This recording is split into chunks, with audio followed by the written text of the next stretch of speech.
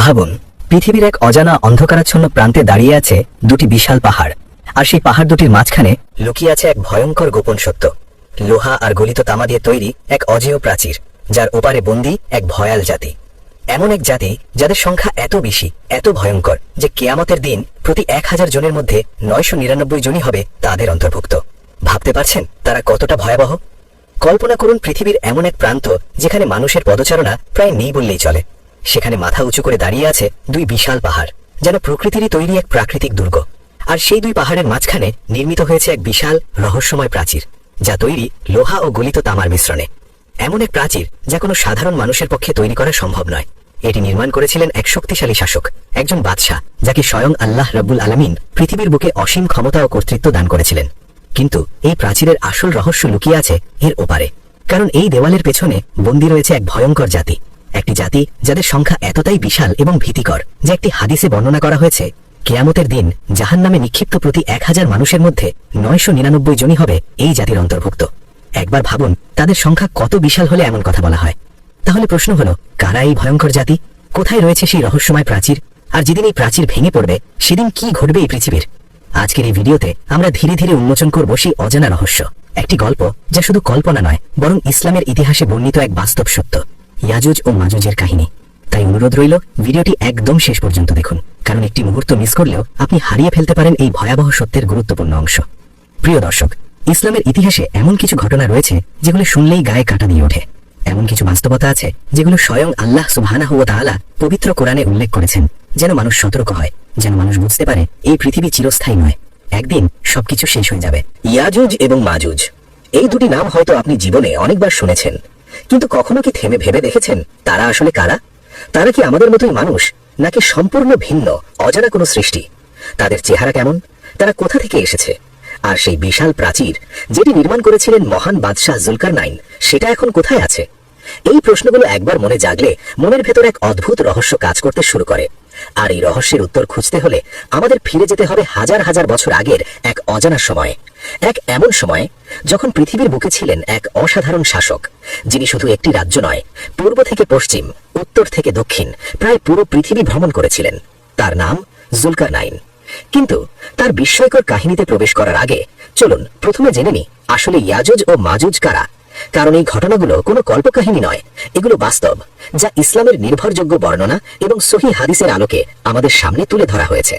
একটি রহস্যময় জাতি, একটি ভয়ঙ্কর ভবিষ্যৎ, আর এমন এক ইতিহাস যার পরিণতি শুনলে শরীর শিউরে ওঠে। আপনি দেখছেন ইসলামিক কথা। যদি এই ধরনের ঈমান জাগানোর রহস্যময় ইতিহাস ভিত্তিক ভিডিও আপনার ভালো লাগে, তাহলে কমেন্টে জানিয়ে দিন আপনি কোন দেশ থেকে এই ভিডিওটি দেখছেন। আর যদি ইসলামের এই ইতিহাস ও কাহিনীগুলো আপনার হৃদয় ছুঁয়ে যায়, তাহলে চ্যানেলটি সাবস্ক্রাইব করে রাখুন। কারণ এই জ্ঞান শুধু আপনার মধ্যেই সীমাবদ্ধ থাকলে চলবে না, এটা পৌঁছে যেতে হবে আরো অনেক মানুষের কাছে। এখন চলো সত্যিকারের কাহিনীতে প্রবেশ করা যাক। পবিত্র কুরআনে আল্লাহ সুবহানাহু ওয়া তাআলা স্পষ্টভাবে ইয়াজুজ ও মাজুজের কথা উল্লেখ করেছেন। বিশেষ করে সূরা কাহাফ এবং সূরা আম্বিয়ায় এই রহস্যময় জাতির বিষয়ে পরিষ্কার বর্ণনা দেওয়া হয়েছে। শুধু তাই নয়, একাধিক সহিহ হাদিসেও রাসূলুল্লাহ সাল্লাল্লাহু আলাইহি ওয়াসাল্লাম তাদের সম্পর্কে বিস্তারিতভাবে আমাদের জানিয়ে গেছেন। এখন শুরুতেই একটি গুরুত্বপূর্ণ বিষয় পরিষ্কার করে নেওয়া দরকার। ইয়াজুজ ও মাজুজ কোনো কল্পকাহিনীর চরিত্র নয়, তারা কোনো জিন নয়, তারা কোনো ভিন গ্রহের অদ্ভুত প্রাণীও নয়, তারা মানুষ। হ্যাঁ, একেবারেই মানুষ, আমাদের মতোই, এই মানব জাতিরই একটি অংশ। তারা হলো হযরত আদম আলাইহিস সালামের বংশধরদের মধ্য থেকেই একটি বিশেষ জাতি। ইসলামের নির্ভরযোগ্য আলেমগণ একমত, ইয়াজুজ ও মাজুজ মূলত মানব জাতিরই একটি গোষ্ঠী। আর কিছু বর্ণনায় আরও উল্লেখ আছে তারা হযরত নূহ আলাইহিস সালামের বংশধর। অর্থাৎ যখন নূহ আলাইহিস সালামের সময় সেই ভয়াবহ মহাপ্লাবন ঘটেছিল, তারপর যেসব মানুষ পৃথিবীতে টিকে ছিল তাদেরই একটি শাখা থেকে জন্ম নিয়েছে এই ইয়াজুজ ও মাজুজ জাতি। কিন্তু এখানেই শেষ নয়, তারা মানুষ হলেও তাদের স্বভাব, আচরণ, নির্মমতা সবকিছুই ছিল সাধারণ মানুষের থেকে সম্পূর্ণ আলাদা। তারা ছিল ভয়ঙ্কর, হিংস্র, নিষ্ঠুর এবং চরম ধ্বংসাত্মক। তারা যেখানে যেত সেখানেই শুরু হতো ফাসাদ। আর এই ফাসাদ শুধু যুদ্ধের মধ্যেই সীমাবদ্ধ ছিল না, তারা মানুষের ফসল নষ্ট করত, ঘর বাড়ি ভেঙে ফেলত, নিরীহ মানুষদের নির্মমভাবে হত্যা করত, এমনকি যা কিছু সামনে পেত সবকিছু লুটপাট করে নিয়ে যেত। একবার কল্পনা করুন, একটি জাতি যাদের আগমনের খবর পেলেই পুরো একটি জনপদ কেঁপে উঠত আতঙ্কে। তাদের অত্যাচার এতটাই ভয়াবহ ছিল যে সাধারণ মানুষের কাছে তাদের থেকে বাঁচার কোনো পথই খোলা থাকত না। এখন সবচেয়ে বড় প্রশ্নটা হলো, এই ভয়ঙ্কর জাতির সংখ্যা আসলে কত ছিল? বিশ্বাস করুন, এবার যে সংখ্যাটা আপনি জানতে যাচ্ছেন তা শুনলে আপনি সত্যিই স্তব্ধ হয়ে যাবেন। সহিহ বুখারী এবং সহিহ মুসলিমে বর্ণিত একটি হাদিসে রাসূলুল্লাহ সাল্লাল্লাহু আলাইহি ওয়াসাল্লাম এমন একটি ঘটনা বর্ণনা করেছেন যা শুনে সাহাবায়ে কেরাম পর্যন্ত ভয়ে কেঁপে উঠেছিলেন। তিনি বলেন, কিয়ামতের দিন আল্লাহ তাআলা হযরত আদম আলাইহিস সালামকে ডাকবেন। আদম আলাইহিস সালাম বলবেন, লাব্বাইক ওয়া সাদাইক, অর্থাৎ আমি উপস্থিত হে আমার রব। তখন আল্লাহ বলবেন, জাহান্নামের জন্য একটি দল বের করো। ভাবুন কি ভয়ঙ্কর সেই মুহূর্ত। হযরত আদম আলাইহিস সালাম জিজ্ঞেস করবেন, হে আমার রব, সেই দলের সংখ্যা কত? তখন আল্লাহ তাআলা বলবেন, প্রতি 1000 জনে 999 জন। এই কথা শোনার পর সাহাবায়ে কেরাম যেন স্তব্ধ হয়ে গেলেন। ভয়ে আতঙ্কে তাদের হৃদয় কেঁপে উঠল। তারা বললেন, ইয়া রাসূলুল্লাহ, তাহলে আমাদের মধ্যে সেই একজন কে হবে যে জান্নাতে যাবে? চারদিকে নেমে এলো এক গভীর ভয়াবহ নীরবতা। ঠিক তখনই রাসূলুল্লাহ সাল্লাল্লাহু আলাইহি ওয়াসাল্লাম তাদের সান্ত্বনা দিয়ে বললেন, তোমরা আনন্দিত হও, কারণ ইয়াজুজ ও মাজুজ থেকেই হবে সেই 1000 জনের মধ্যে 999 জন, আর তোমাদের মধ্য থেকে থাকবে মাত্র একজন। এখন একটু থেমে গভীরভাবে চিন্তা করুন, যদি প্রতি 1000 জনের 999 জনই হয় ইয়াজুজ ও মাজুজ, তাহলে তাদের মোট সংখ্যা আসলে কত হতে পারে? সত্যি বলতে এই সংখ্যাটা আমাদের কল্পনার সীমাকেও ছাড়িয়ে যায়।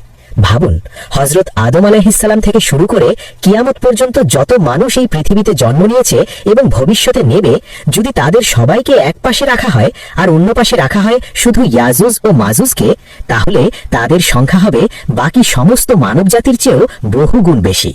কিন্তু প্রশ্ন হচ্ছে, এত বিশাল এত ভয়ঙ্কর এক জাতি, তারা এখন কোথায়? কিভাবে তারা বন্দী হয়ে আছে? আর সেই প্রাচীর যা তাদের আটকে রেখেছে সেটা কিভাবে তৈরি হলো? এই সংখ্যাটা কতটা বিশাল, কতটা ভয়ঙ্কর তা আমরা কল্পনাও করতে পারি না। আর ঠিক এই বিশাল ধ্বংসাত্মক জাতিকেই আটকে রাখা হয়েছে একটি প্রাচীরের পেছনে, একটি রহস্যময় দেয়াল যার আড়ালে লুকিয়ে আছে ইতিহাসের এক অবিশ্বাস্য অধ্যায়। আর সেই প্রাচীর নির্মাণের পেছনে রয়েছে এক অসাধারণ ব্যক্তিত্বের কাহিনী, জুলকারনাইন। এবার চলুন আমরা পরিচিত হই সেই মহান শাসকের সাথে, একজন এমন ব্যক্তি যাকে আল্লাহ তাআলা এতটাই ক্ষমতাবান করেছিলেন যেন পুরো পৃথিবীই ছিল তার পদতলে। তার নাম জুলকারনাইন। পবিত্র কোরআনের সূরা কাহাফের 83 নম্বর আয়াত থেকে শুরু হয়েছে তার বিস্ময়কর কাহিনী। আল্লাহ সুবহানাহু ওয়া তাআলা বলেন, তারা তোমাকে জুলকারনাইন সম্পর্কে জিজ্ঞাসা করে, বলো আমি তোমাদের কাছে তার কিছু ঘটনা বর্ণনা করব।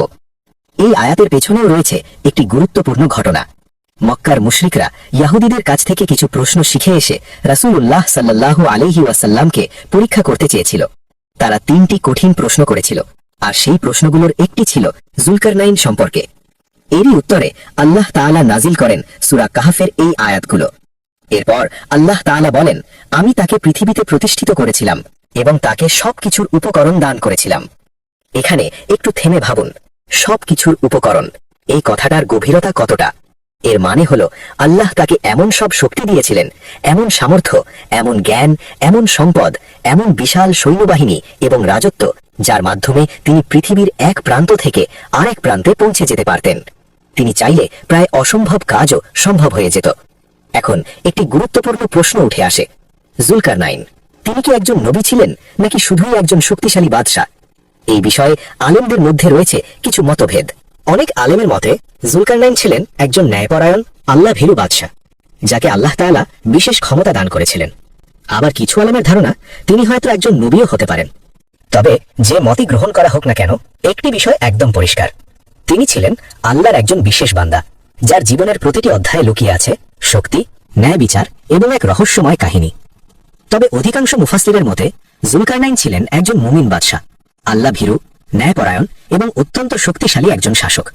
এখন প্রশ্ন আসে, তার নাম জুলকারনাইন কেন হলো? এই নামের ব্যাখ্যা নিয়েও রয়েছে বিভিন্ন মতামত। জুলকারনাইন শব্দের অর্থ 2 শিংওয়ালা অথবা 2 যুগের অধিপতি। কিছু আলেম বলেন তিনি পূর্ব ও পশ্চিম 2 দিকেই ভ্রমণ করেছিলেন, তাই তাকে বলা হয় 2 প্রান্তের অধিপতি। আবার কেউ কেউ বলেন তার মাথায় হয়তো ছিল 2টি বেনি অথবা শিংয়ের মতো কোনো গঠন। কিন্তু সত্যটা একটাই, আল্লাহই সবচেয়ে ভালো জানেন। তবে একটি বিষয় একদম স্পষ্ট, জুলকারনাইন ছিলেন এমন একজন শাসক যিনি তার অসীম ক্ষমতা, শক্তি এবং সামর্থ্য সবকিছু ব্যবহার করেছিলেন আল্লাহর পথে। এটাই তাকে আলাদা করে তোলে পৃথিবীর অন্য সব শাসকদের থেকে। পবিত্র কোরআনে আল্লাহ তাআলা জুলকারনাইনের 3টি বড় অভিযানের কথা উল্লেখ করেছেন। 3টি ভিন্ন দিক, 3টি ভিন্ন অভিজ্ঞতা আর 3টি ভিন্ন জাতির সাথে তার সাক্ষাৎ। এখন চলুন চোখ বন্ধ করে কল্পনা করি আমরা যেন সেই সময়ে ফিরে গেছি যেখানে শুরু হতে যাচ্ছে জুলকারনাইনের প্রথম অভিযান। চলুন চোখ বন্ধ করে কল্পনা করি সেই সময়টা, যেন আমরা দাঁড়িয়ে আছি হাজার হাজার বছর আগে, আর শুরু হতে যাচ্ছে জুলকারনাইনের প্রথম অভিযান। আল্লাহ তাআলা বলেন, অতঃপর সে এক পথ অবলম্বন করল। জুলকারনাইন চলতে থাকলেন দীর্ঘ পথ পেরিয়ে, অজানা ভূমি অতিক্রম করে। অবশেষে তিনি পৌঁছে গেলেন সূর্যের অস্ত যাওয়ার স্থানে। সেখানে তিনি দেখলেন সূর্য যেন ডুবে যাচ্ছে এক কর্দমাক্ত কাদাময় জলাশয়ের মধ্যে। আর সেই জায়গায় তিনি মুখোমুখি হলেন এক জাতির। ঠিক তখনই আল্লাহ তাআলা তাকে দিলেন এক বিশেষ ক্ষমতা, একটি ইখতিয়ার।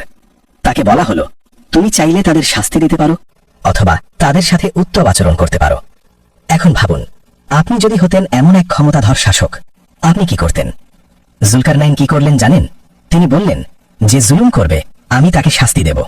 এরপর সে তার রবের কাছে ফিরে যাবে আর আল্লাহ তাকে আরো কঠিন শাস্তি দেবেন। আর যে ঈমান আনবে এবং সৎকর্ম করবে তার জন্য থাকবে উত্তম প্রতিদান। সুবহানাল্লাহ! দেখুন তার ন্যায় বিচার। তিনি সবাইকে এক কাতারে ফেলেননি। জালিমদের জন্য শাস্তি আর সৎ লোকদের জন্য দয়া ও পুরস্কার। এটাই হলো প্রকৃত ক্ষমতার সঠিক ব্যবহার। এরপর জুলকারনাইন আবার যাত্রা শুরু করলেন। আল্লাহ তাআলা বলেন, অতঃপর সে আরেকটি পথ অবলম্বন করল। চলতে চলতে তিনি পৌঁছে গেলেন সূর্যের উদয়স্থলে। সেখানে তিনি দেখলেন সূর্য উদিত হচ্ছে এমন এক জাতির উপর যাদের জন্য আল্লাহ সূর্যের বিরুদ্ধে কোনো আড়াল রাখেননি। এই আয়াতটি সত্যিই রহস্যময়। সূর্যের বিরুদ্ধে কোনো আড়াল নেই, এর মানে কি? মুফাসসিরগণ বলেন, এর অর্থ হলো সেই জাতির কোনো স্থায়ী ঘর বাড়ি ছিল না, ছিল না বড় কোনো গাছ, ছিল না ছায়া। তারা খোলা আকাশের নিচে জীবনযাপন করত। কেউ কেউ তো এমনও বলেছেন, যখন সূর্য উঠত তারা মাটির গর্তে লুকিয়ে পড়ত, আর সূর্য ডুবে গেলে আবার বের হয়ে আসত। সুবহানাল্লাহ! পৃথিবীতে কত অদ্ভুত, কত অজানা জাতি আছে যাদের জীবনযাপন আমাদের কল্পনার থেকেও সম্পূর্ণ ভিন্ন। কিন্তু জুলকারনাইনের সবচেয়ে গুরুত্বপূর্ণ অভিযান এখনো বাকি। সেই অভিযান যার সাথে জড়িয়ে আছে ইয়াজুজ ও মাজুজের ভয়ঙ্কর রহস্য। এবার এসে গেল সেই অধ্যায় যার জন্য আপনি এতক্ষণ অপেক্ষা করছিলেন। ঠিক এখান থেকেই শুরু হয় ইয়াজুজ ও মাজুজের ভয়ঙ্কর কাহিনী। আল্লাহ তাআলা বলেন, অতঃপর সে আরেকটি পথ অবলম্বন করল। জুলকারনাইন এগিয়ে চললেন অজানা পথ পেরিয়ে, দুর্গম অঞ্চল অতিক্রম করে। অবশেষে তিনি পৌঁছে গেলেন দুই বিশাল পর্বতের মধ্যবর্তী এক সংকীর্ণ গিরিপথে। আর সেখানে তিনি দেখতে পেলেন এক অদ্ভুত জাতিকে, একটি জনগোষ্ঠী যারা প্রায় কোনো কথাই ঠিকভাবে বুঝতে পারত না। একবার চোখ বন্ধ করে কল্পনা করুন সেই দৃশ্যটা। জুলকারনাইন তার বিশাল বাহিনী নিয়ে এগিয়ে যাচ্ছেন। পাহাড়ের মাঝখানে এক সংকীর্ণ পথ, চারপাশে নীরবতা, এক অজানা ভয়ের আবহাওয়া। আর ঠিক সেই জায়গাতেই বসবাস করত এক অসহায় আদিম জনগোষ্ঠী। তারা ছিল অত্যন্ত অসভ্য, তাদের ভাষা ছিল অস্পষ্ট, তারা ঠিকভাবে কথা বলতে পারত না, অন্যের কথাও বুঝতে পারত না। কিন্তু তাদের চোখে ছিল একটাই জিনিস, ভয়, এক গভীর ভয়ঙ্কর আতঙ্ক, যেন প্রতিটি মুহূর্তে তারা কাঁপছে অজানা কোনো বিপদের আশঙ্কায়। কেন জানেন? কারণ সেই দুই পাহাড়ের ওপার থেকে প্রতিনিয়ত নেমে আসতো এক ভয়াবহ জাতি, ইয়াজুজ ও মাজুজ। তারা আসতো আর ধ্বংস করে দিত সবকিছু, ফসল, ঘরবাড়ি, মানুষের জীবন, কিছুই রক্ষা পেত না তাদের হাত থেকে। সেই অসহায় মানুষগুলো যখন প্রথম জুলকারনাইনকে দেখল, তারা বুঝে গেল এই মানুষটা সাধারণ কেউ নয়, তার ভেতরেই লুকিয়ে আছে তাদের শেষ আশার আলো, তাদের বাঁচার একমাত্র সুযোগ। কিন্তু এই অসহায় জাতি জুলকারনাইনের কাছে কি চেয়েছিল, আর জুলকারনাইন তাদের জন্য কি সিদ্ধান্ত নিয়েছিলেন? সেই অসহায় মানুষগুলো ভাঙা ভাষায়, ইশারায় কোনো রকমে বোঝানোর চেষ্টা করল তাদের ভয়াবহ দুর্দশার কথা। তাদের কথা ঠিকভাবে বোঝা কঠিন ছিল, কিন্তু তাদের চোখ, তাদের আতঙ্ক সবকিছু স্পষ্ট করে দিচ্ছিল তারা কতটা অসহায়।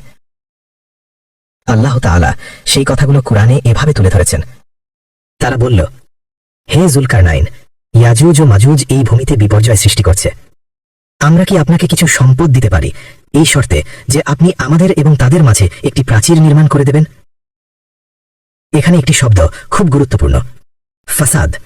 এর মানে শুধু যুদ্ধ নয়, ফাসাদ মানে সবকিছু ধ্বংস করে দেওয়া, মানুষের জীবনকে অসহনীয় করে তোলা, অন্যায়, বিশৃঙ্খলা, লুটপাট, সবকিছুর সমষ্টি। আর ইয়াজুজ ও মাজুজ ঠিক এটাই করত। একবার ভাবুন, কতটা অসহায় হলে একটি জাতি এসে বলে, আমরা আপনাকে সম্পদ দেব, আপনি শুধু আমাদের বাঁচিয়ে দিন।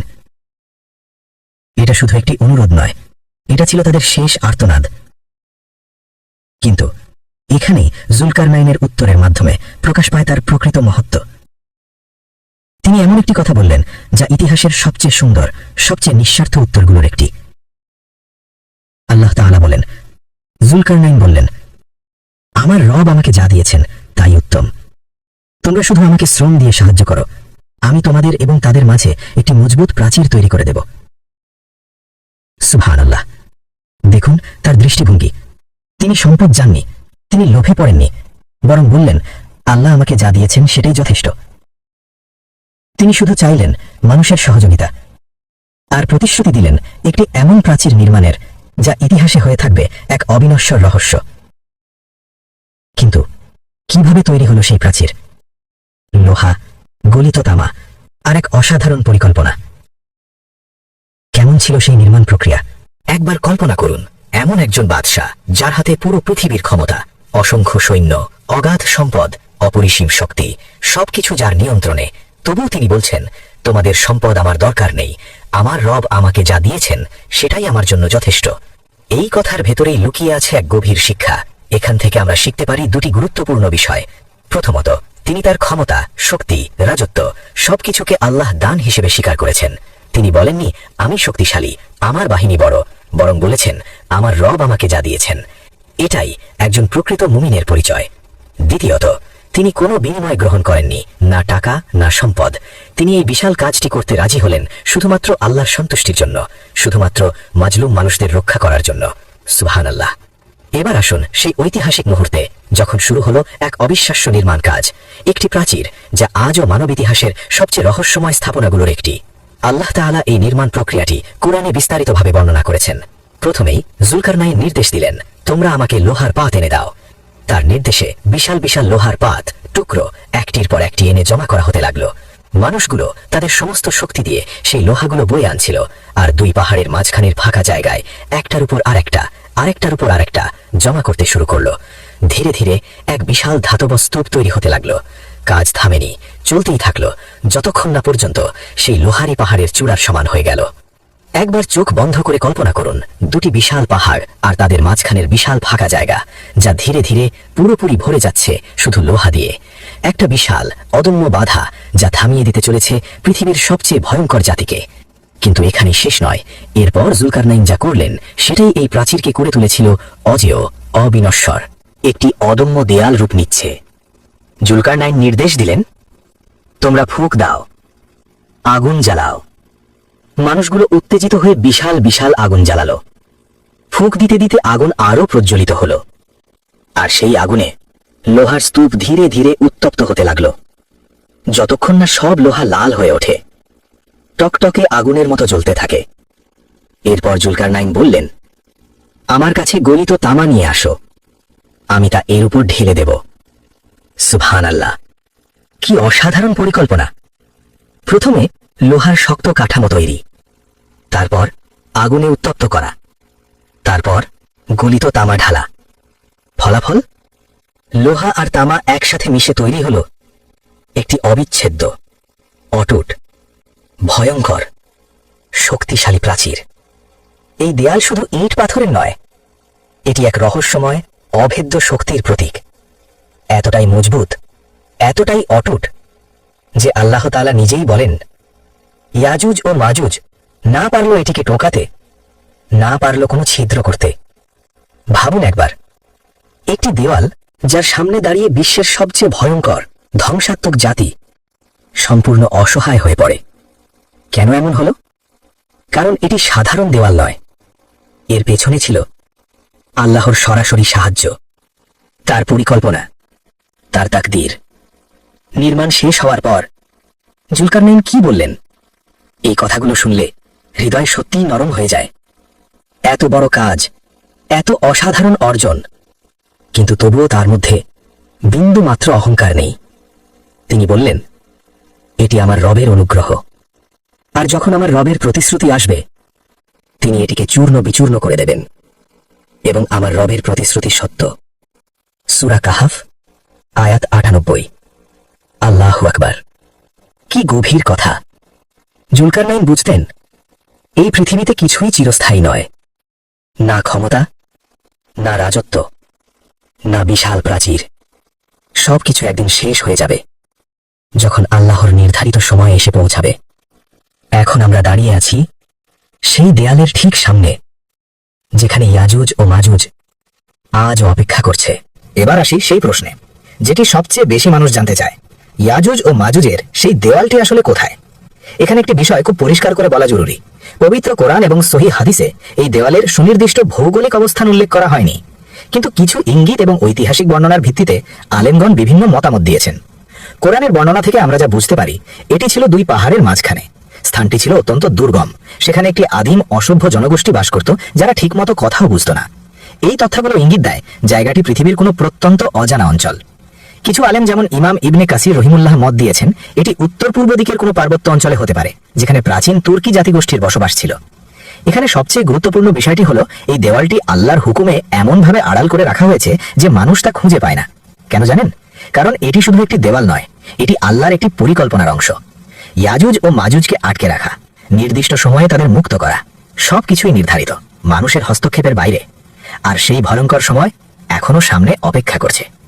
কল্পনা করুন সেই দিনটা যখন দেওয়াল ভেঙে পড়বে, যখন ইয়াজুজ ও মাজুজ আনলিশড হবে। পৃথিবী কি হবে? এবার আসি এক অত্যন্ত গুরুত্বপূর্ণ হাদিসের বর্ণনায়, যা আমাদেরকে ইয়াজুজ ও মাজুজের ভয়ঙ্কর কার্যক্রমের দিকে সরাসরি ইঙ্গিত দেয়। রাসূলুল্লাহ সাল্লাল্লাহু আলাইহি ওয়াসাল্লাম একদিন ভয়ে ঘুম থেকে জেগে উঠলেন। তার মুখে উচ্চারিত হচ্ছিল লা ইলাহা ইল্লাল্লাহ। তারপর তিনি বললেন, আরবদের জন্য ধ্বংস নিকটবর্তী। আজ ইয়াজুজ ও মাজুজের প্রাচীরে এতটুকু ছিদ্র হয়েছে। এরপর তিনি তার বৃদ্ধাঙ্গুলি ও তর্জনী দিয়ে একটি ছোট গোলাকার ছিদ্রের ইশারা করলেন। সাহাবীরা স্তব্ধ হয়ে গেলেন।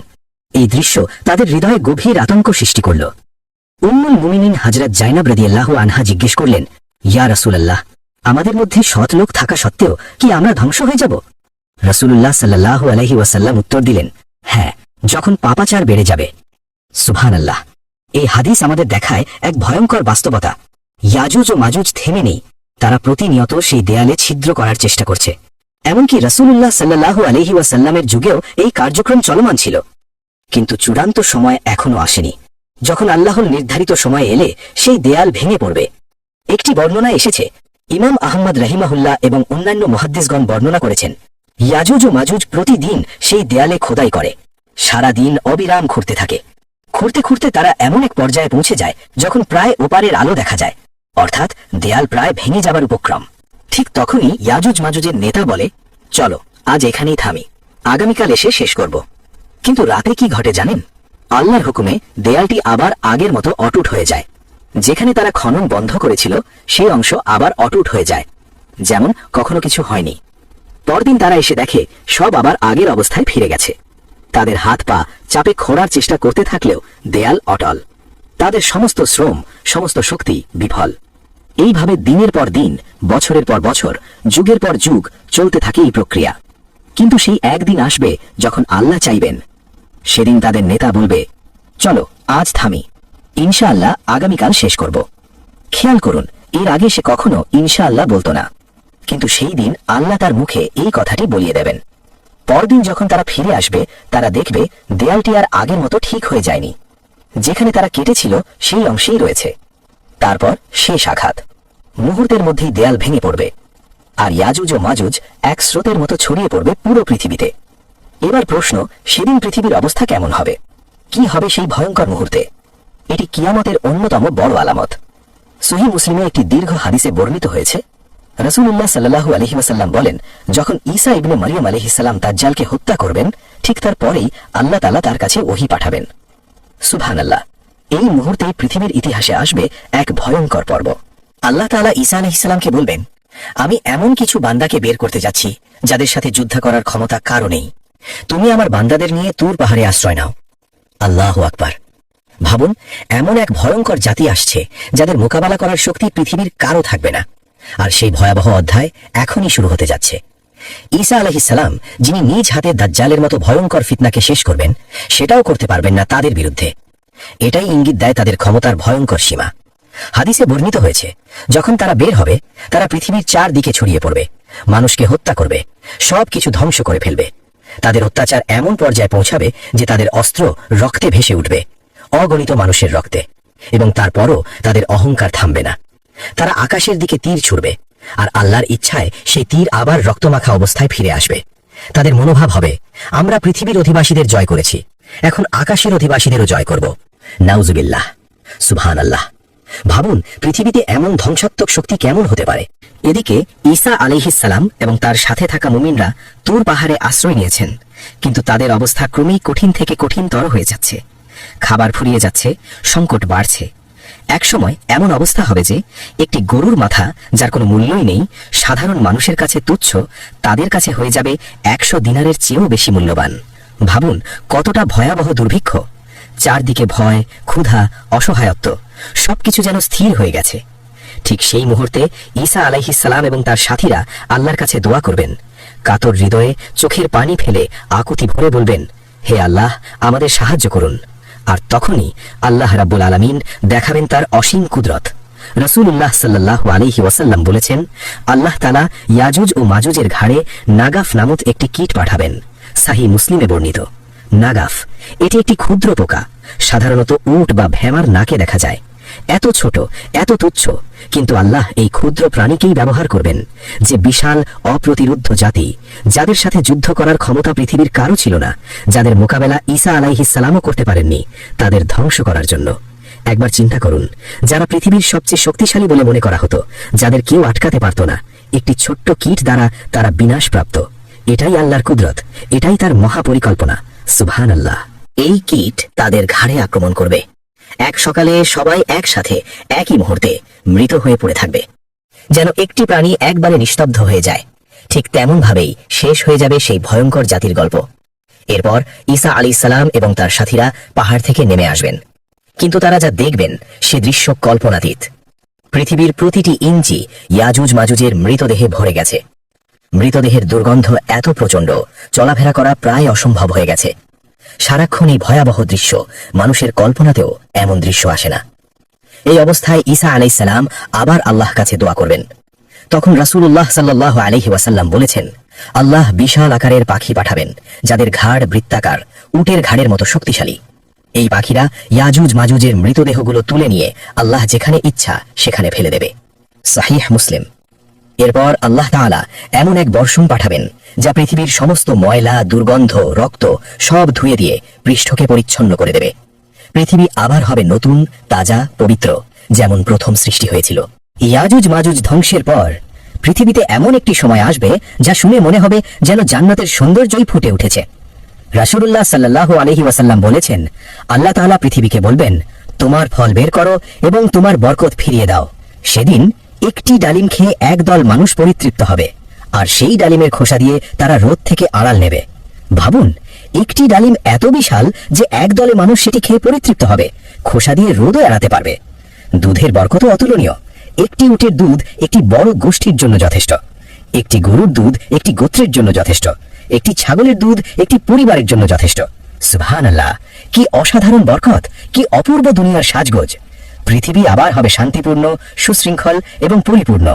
এই সময়কালটি হবে ঈসা আলাইহিস সালামের সময়, যখন পৃথিবীতে ন্যায় বিচার প্রতিষ্ঠিত হবে, শান্তি ও সুসমাচার ছড়িয়ে পড়বে, আর আল্লাহর অনুগ্রহ চারদিকে বিরাজ করবে। মজার বিষয়, আল্লাহ তাআলা ইয়াজুজ মাজুজের ঘটনার বিবরণ রেখেছেন সূরা কাহাফে। এই সূরায় মোট 4টি গুরুত্বপূর্ণ ঘটনা আছে। আসহাবে কাহাফ বা গুহাবাসীদের ঘটনা, 2 বাগানওয়ালার ঘটনা, মুসা আলাইহিস সালাম ও খিজির আলাইহিস সালামের ঘটনা, জুলকারনাইনের ঘটনা। প্রতিটি ঘটনায় রয়েছে একটি মূল শিক্ষা, একটি চিরন্তন শিক্ষা, যা আমাদের জীবনকে আলোকিত করতে পারে। প্রিয় ভাই ও বোনেরা, দুনিয়া ক্ষণস্থায়ী, আখিরাত চিরস্থায়ী। ক্ষমতা, সম্পদ, জ্ঞান সবই আল্লাহর দান। সবকিছুর জন্য আমাদের আল্লাহর কাছে জবাবদিহি করতে হবে। রাসূলুল্লাহ সাল্লাল্লাহু আলাইহি ওয়াসাল্লাম বলেছেন, যে ব্যক্তি সূরা কাহাফের প্রথম 10টি আয়াত মুখস্থ করবে, সে দাজ্জালের ফিতনা থেকে নিরাপদ থাকবে। সহিহ মুসলিম। আর প্রতি শুক্রবার এই সূরা তেলাওয়াত করলে 2 শুক্রবারের মধ্যবর্তী সময়ের জন্য আল্লাহ তার জন্য নূর বর্ষণ করবেন। সুবহানাল্লাহ। এই সূরা রাখার পেছনে আল্লাহর একটি বড় হিকমত রয়েছে। তিনি চান আমরা প্রতি সপ্তাহে এটি পড়ি, যাতে ইয়াজুজ মাজুজের ঘটনাগুলো থেকে শিক্ষা নিই এবং কিয়ামতের জন্য প্রস্তুত হই। ভাই ও বোনেরা, ইয়াজুজ মাজুজের ঘটনা শুধু ভবিষ্যতের বিবরণ নয়, এটি আমাদের জীবনের জন্য এক শক্তিশালী সতর্কবার্তা। আমরা দুনিয়ার মোহে এতটাই ডুবে আছি যে কিয়ামতের কথা, আখিরাতের কথা ভুলে গিয়েছি। ভাবি আরো সময় আছে, পরে তওবা করব, পরে নামাজ পড়ব, পরে ভালো কাজ করব, কিন্তু পরে কখন হবে তা কেউ জানে না। ইয়াজুজ মাজুজ বের হওয়া কেয়ামতের একটি বড় আলামত। এর আগে আরো অনেক আলামত আসবে, কিন্তু একটি বিষয় মনে রাখুন, কেয়ামত প্রতিটি মানুষের জন্য আলাদা আলাদা ভাবে আসে। কিভাবে? মৃত্যু দিয়ে। আপনার মৃত্যু মানে আপনার জন্য কেয়ামত শুরু। কিন্তু মৃত্যু কখন, কোথায় এবং কিভাবে হবে এটি কেউ জানে না। সুতরাং ভাই ও বোনেরা, আজই সতর্ক হন, আজই তওবা করুন, আজই নামাজ, আজই ভালো কাজ, কারণ আল্লাহর কাছেই সবকিছুর হিসাব। তাই এখনই সময়, এখনই তওবা করুন, এখনই আল্লাহর কাছে ফিরে আসুন। প্রিয় দর্শকরা, আজকের ভিডিওতে আমরা জানলাম ইয়াজুজ মাজুজ কারা, কোথায় তাদের দেওয়াল, কে সেই দেওয়াল নির্মাণ করেছিলেন এবং কি ঘটবে যেদিন তারা বেরিয়ে আসবে। কিন্তু সবকিছুর পেছনে একটাই বার্তা, আল্লাহ সুবহানাহু ওয়া তাআলার পরিকল্পনা নিখুঁত। তিনি সবকিছু জানেন, তিনি সবকিছু নিয়ন্ত্রণ করেন, সবকিছুর একটি নির্দিষ্ট সময় রয়েছে।